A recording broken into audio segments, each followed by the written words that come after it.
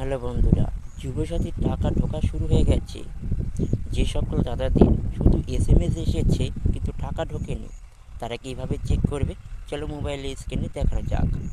তার জন্য আপনি এই ওয়েবসাইটে চলে আসবেন wbifms.gov.in। এই ওয়েবসাইটে চলে আসবেন, এই যে ওয়েবসাইটটা, এইখানে আসার পরে একটু নিচের দিকে এইখানে দেখবেন একটা অপশন আছে নো ইওর পেমেন্ট, দেখেছেন এখানে একটা অপশন আছে, এইখানটায় আপনি ক্লিক করবেন।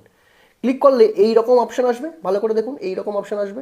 এখানে দু রকম অপশন আছে, একটা ব্যাঙ্ক অ্যাকাউন্ট ওয়াইজ, আর আপনি এখানে কি করবেন, এটাকে চেঞ্জ করে মোবাইল নাম্বার ওয়াইজ যে অপশনটা আছে এটা সিলেক্ট করবেন। এখানে আপনি যেই যুবসাথীর সময় ফিল আপ করেছেন যে মোবাইল নাম্বারটা, সেইটা এখানে বসিয়ে দেবেন। আমি মোবাইল নাম্বারটা বসিয়ে দিচ্ছি। মোবাইল নাম্বারটা বসিয়ে দেওয়ার পর এখানে জেনারেট ওটিপি বলে একটা অপশন আছে, এইখানটায় আমি ক্লিক করব। যেই ক্লিক করবেন আপনার নাম্বারে একটা ওটিপি যাবে, সেই ওটিপিটা এখানে বসিয়ে দেবেন। দেখুন আমার ডিটেলস ফিল আপ করার পর এইখানে কিন্তু কোনো মেসেজ এখনো আসেনি, তার মানে আমার ডিটেলস কিন্তু এখনো অ্যাপ্রুভ হয়নি, এর জন্য আমার শো হচ্ছে না। কিন্তু আপনার যদি অ্যাপ্রুভ হয়ে যায় তাহলে কিন্তু এইখানে এই রকম একটা অপশন থাকবে যেখানে আপনি ব্যাঙ্ক অ্যাকাউন্ট নাম্বারটা কিন্তু আপনি চেক।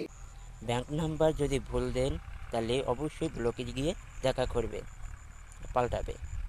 এরকম ভিডিও পেতে অবশ্যই চ্যানেলটিকে সাবস্ক্রাইব করে যাবেন, লাইক করতে ভুলবেন না।